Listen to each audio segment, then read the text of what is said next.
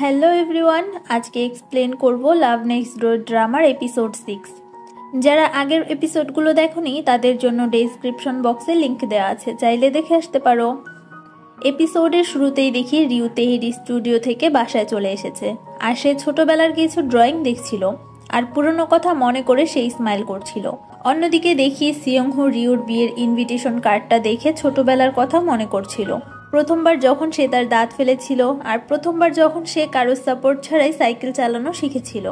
যেহেতু সিয়ংহু অলওয়েজই রিউর সাথে থাকতো, সে ভেবেছিল রিউর ব্যাপারে হয়তো সে সবই জানে। এরপর জানতে পারি রিউর আব্বু একজন শেফ ছিল। এরপর সেই কাজ ছেড়ে সে নিজে সব খুলেছিল। অন্যদিকে রিউকে তার আম্মু ডাকে আর সিয়ংহুর বাসায় খাবার পৌঁছে দিতে বলে। রিউ সিয়ংহুর বাসায় খাবার নিয়ে আসে আর সিয়ংহুর সাথে দেখা করতে তার রুমে যায়। তখন সে সিয়ংহুকে না দেখতে পেয়ে সেই টাইম ক্যাপসুলের লেটারটা খুঁজতে লাগে আর সে সেটা পেয়েও যায় আর সেই লেটারটা পড়েও ফেলে। তখন সেখানে সিয়ংহু চলে আসে আর রিউর হাতে লেটার দেখে তাড়াতাড়ি নিয়ে নেয় আর লেটার দুই ভাগ হয়ে যায়। রিউ তাকে সরি বলে এভাবে না বলে তার লেটারটা পড়ার জন্য। সিয়ংহুর সেই লেটারটা ডাস্টবিনে ফেলে দেয় আর বলে এটা সে প্র্যাঙ্ক করার জন্য লিখেছিল। রিউ বলে আচ্ছা, এটা প্র্যাঙ্ক করার জন্য লিখেছিলি, আমি তো ভয় পেয়ে গিয়েছিলাম। সিয়ংহু এম্বারেসড ফিল করছিল, তাই সে বলে সে জামা চেঞ্জ করবে, তাই রিউকে বাহিরে যেতে। রিউ বাইরে চলে আসে আর ভাবে যদি প্র্যাঙ্ক করার হয় তাহলে 10 বছর পরের জন্য কেন লিখবে। হাঁটতে হাঁটতে রিউ তার আব্বুর শপে আসে আর তার আব্বুকে বলে তার ড্রিম হচ্ছে খাবার রান্না করা। এটাই তার আব্বু বলে তুমি এইসব কেন করবে, এটার জন্য তো আমি আছি, তাছাড়া এত পড়ালেখা করে তোমাকে কুকিং কেন করতে হবে। এরপর রিউ বাসায় আসে আর তার কুকিং চ্যানেলটা দেখতে লাগে, যেটা সে ইউএসএ যেয়ে ওপেন করেছিল। কিন্তু চ্যানেলে বেশি সাবস্ক্রাইব ভিউ ছিল না, তাও রিউর খাবার রান্না করতে ভালোই লাগতো। পরের দিন রিউ একটা কুকিং কোর্সে জয়েন করে। সেখান থেকে আসার সময় বাহিরে সিয়ংহু আর তেহির সাথে তার দেখা হয়। তেহি রিউর সাথে গল্প করতে চাইছিল, তাই সে তাকে তাদের সাথে কফি খেতে ইনভাইট করে। সিয়ংহু বলে আমাদের অনেক কাজ করতে হবে, এখন কফি খেতে হবে না। আর রিউ বলে তার কিছু কাজ আছে, তাই সে এখন যেতে পারবে না। অফিসে আসলে তেহি সিয়ংহুকে জিজ্ঞেস করে সে কি রিউকে অ্যাভয়েড করছে। সিয়ংহু কোনো অ্যান্সার দেয় না, তাই তেহি বলে তুমি আমার সাথে কাজ করতে রাজি কেন হয়েছো। সিয়ংহু বলে এতে আমার ভালো প্রফিট হবে তাই। তেহি তার কথা বিশ্বাস করে না আর বলে এখন যেভাবে তুমি আমায় ইউজ করলে আমার তো তোমার উপর ডাউট হচ্ছে। পুরো রাস্তা চুপচাপ ছিলে আর যখন রিউ সামনে এসেছে তোমার কাজের কথা মনে পড়েছে। সিয়ংহু বলে সরি যদি তোমার এমনটা মনে হয়। তেহি বলে ভালোই হবে, তোমার সাথে ডেটে যাওয়ার চান্স হবে যদি তুমি এভাবেই রিউকে অ্যাভয়েড করতে থাকো।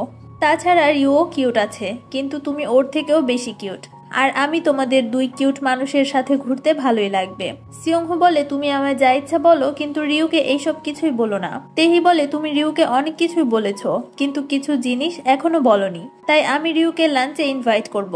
সিয়ংহু তো ভয় পেয়ে যায় আর জিজ্ঞেস করে তুমি রিউকে কি বলতে চাও। তেহি বলে সেটা আমি তোমায় কেন বলবো। অন্যদিকে রিউ ময়ূমকে তার ড্রিম কুকিং এর কথা জানায়। ময়ূম এটা শুনে হ্যাপি হয় আর এটা সেলিব্রেট করার জন্য আজ রাতে 3 বন্ধু পার্টি করার কথা বলে।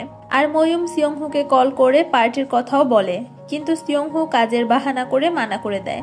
রাতের বেলা সিয়ংহু বাসায় আসার সময় রাস্তায় দানহুকে দেখতে পায়। তখন সিয়ংহু দেখে সে তো ময়ূমের বাসার পাশেই থাকে। তখন ইয়ুনদুর সাথেও তার কথা হয় আর তাদের মধ্যে ভালো ফ্রেন্ডশিপ হয়ে যায়। দানহু সিয়ংহুকে তার বাসায় আনে আর অনেক গল্প করে। সিয়ংহু বলে তার একটা ফ্রেন্ড আছে যে ছোটবেলা থেকেই তার ফ্রেন্ডকে লাইক করে, কিন্তু সে এখনো তার ফিলিংস সেই মেয়েকে বলতে পারেনি, কারণ সে ভয় পায় যদি এতে তাদের ফ্রেন্ডশিপ নষ্ট হয়ে যায়। কলেজ শেষ হওয়ার পর সেই মেয়ে দূরে চলে যায়। একদিন আমার ফ্রেন্ড জানতে পারে তার বয়ফ্রেন্ড আছে আর বিয়ের কথাও চলছে, কিন্তু তার বিয়ে হয় না আর সেই মেয়ে আবার চলে আসে।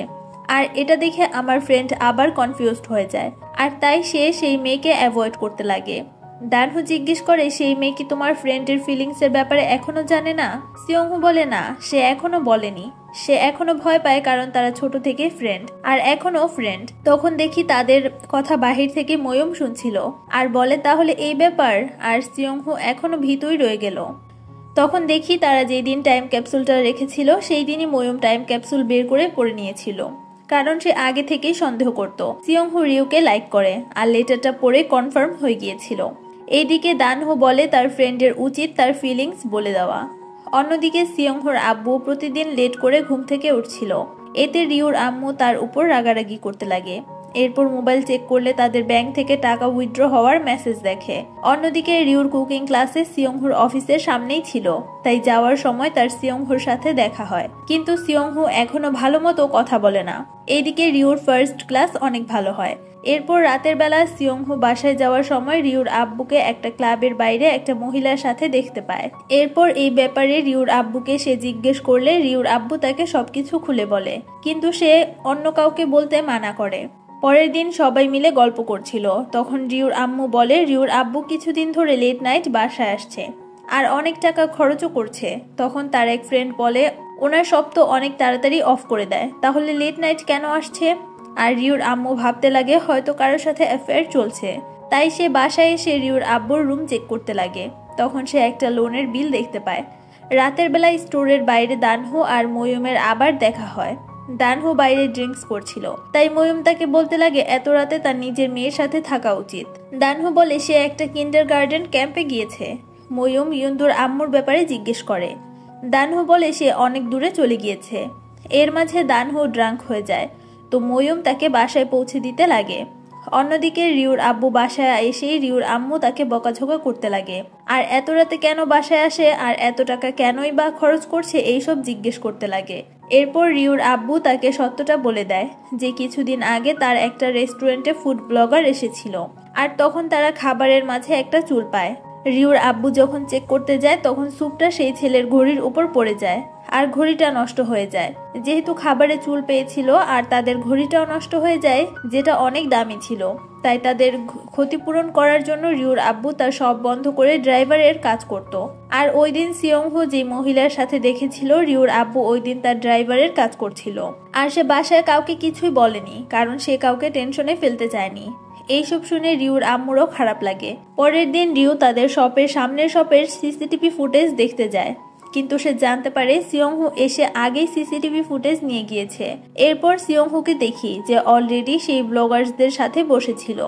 সে নিজেকে মিস্টার বেয়ের ছেলে বলে সেই টাকাটা দিতে আসে, কিন্তু তার আগে সে নষ্ট ঘড়িটা দেখতে যায়। ঘড়ি দেখা মাত্রই সিয়ংহু তাদের মিথ্যা ধরে ফেলে, কারণ ওদের ঘড়িটা ছিল নকল, আর সেই ব্র্যান্ডের অরিজিনাল ঘড়িটা অলরেডি সিয়ংহু পড়েছিল। এরপর সে একটা প্রজেক্ট অন করে সিসিটিভি ফুটেজটা দেখায় কিভাবে তারা নিজেরাই খাবারে চুল ফেলেছিল আর ঘড়িটাও আগে থেকেই নষ্ট ছিল। তখন সেখানে দানহুও চলে আসে, কারণ সিয়ংহু আর দানহু মিলেই এই দুইজনকে ধরার প্ল্যান করেছে, কারণ এই দুইজন আরো অনেক রেস্টুরেন্টে ফুড ব্লগের নাম করে এইসব করেছে। এইসব দেখে তারা দুইজন সেখান থেকে পালাতে লাগে। একজনকে দানহু ধরে ফেলে, আরেকজন সিয়ংহুর থেকে পালিয়ে রোড ক্রস করে ফেলে। অন্য পাশে রিউও চলে আসে আর সে তাকে মারতে লাগে, কিন্তু সেই ছেলে রিউকে ধাক্কা মেরে ফেলে দেয়। সিয়ংহু রাস্তা পার করে আগে রিউকে উঠাতে লাগে, কারণ তার নাক দিয়ে ব্লাড আসছিল। তখন ডংজিন এসে সেই ছেলেকে ধরে ফেলে। এরপর তারা দুইজনকেই পুলিশের কাছে দিয়ে দেয়। রিউ সিয়ংহুকে থ্যাংক ইউ বলে তার আব্বুকে হেল্প করার জন্য, আর রিউ জিজ্ঞেস করে সে তাকে এত অ্যাভয়েড কেন করছে। সিয়ংহু বলে আমরা সবসময় ছোটবেলার মতো তো থাকতে পারবো না, আমরা অনেক বড় হয়ে গিয়েছি আর আমাদের লাইফও এখন আলাদা হয়ে গিয়েছে। কথায় কথায় আমার রুমে চলে আসা বন্ধ কর। এইসব শুনে রিউর রাতে ঘুমাতে পারছিল না। সে বুঝতে পারছে না সিয়ংহুর লেটারটা পড়ার জন্য কি সে এমন রেগে আছে। পরের দিন রিউ কুকিং ক্লাসে যায় আর নতুন একটা ডিশ বানায়। এরপর সে তার বানানো ডিশ নিয়ে সিয়ংহুর অফিসের বাহিরে দাঁড়িয়ে থাকে। সে তাকে সেই ডিশটা দেয়, কারণ এটা সেই ডিশ ছিল যেটা সিয়ংহু ফার্স্ট টাইম কোরিয়া এসে খেয়েছিল। সিয়ংহু জিজ্ঞেস করে সে এইসব কেন মনে রেখেছে। রিউ বলে এমনি, কারণ আমরা তো ছোট থেকে একসাথে আছি আর আমি তো তোর আম্মুর থেকেও বেশি তোকে বুঝি, জানি। সিয়ংহু বলে সত্যি কি তুই আমাকে বুঝিস? রিউ বলে তুই কি বলতে চাইছিস? সিয়ংহু বলে আমরা এখন বাচ্চা না, তাই তুই পাস্টের কথা বারবার বলতে হবে না, আর তুই আমার পিছু ছেড়ে দে, আমাকে একা ছেড়ে দে। রিউ বলে কখনোই না, তুই কি আমার বাসায় আমার রুমে আসতে পারমিশন নিতি? তাহলে আমি কেন এখন পারমিশন নিব? আমরা ক্লোজ ফ্রেন্ড, তাই আমাদের মাঝে এইসব অ্যালাউড, তাহলে এখন দূরে যাওয়ার কথা কেন হচ্ছে? সিয়ংহু চিৎকার করে বলে বন্ধ করে এইসব, তোর জন্য আমার মাথা নষ্ট হয়ে যায়। আর সিয়ংহু সেখান থেকে চলে যেতে লাগে। রিউ তো বুঝতেই পারছিল না সিয়ংহু এইসব কেন বলছে। তখন তার মনে পড়ে সে সিয়ংহুর সব প্রথমবার করা কাজের ব্যাপারে জানে, কিন্তু সে সিয়ংহুর ফার্স্ট লাভের ব্যাপারে জানে না। তাই সে সিয়ংহুকে জিজ্ঞেস করতে তার পিছে পিছে যায়। সে সিয়ংহুকে ডাকছিল, কিন্তু সিয়ংহু থামে না। তাই রিউ তার হিল খুলে সিয়ংহুর পিঠে ছুঁড়ে মারে। এতে সিয়ংহ রিউর দিকে ঘুরে। রিউ জিজ্ঞেস করে তোর কথার মানে কি ছিল। আর এই এপিসোড 6 এখানেই শেষ হয়। এক্সপ্লেনেশন ভালো লাগলে অবশ্যই ভিডিওতে একটা লাইক করে দিও। চ্যানেলে নতুন হলে সাবস্ক্রাইব করে পাশে থাকার অনুরোধ রইল। দেখা হচ্ছে পরবর্তী এপিসোড নিয়ে, ততক্ষণ ভালো থাকো। আল্লাহ হাফেজ।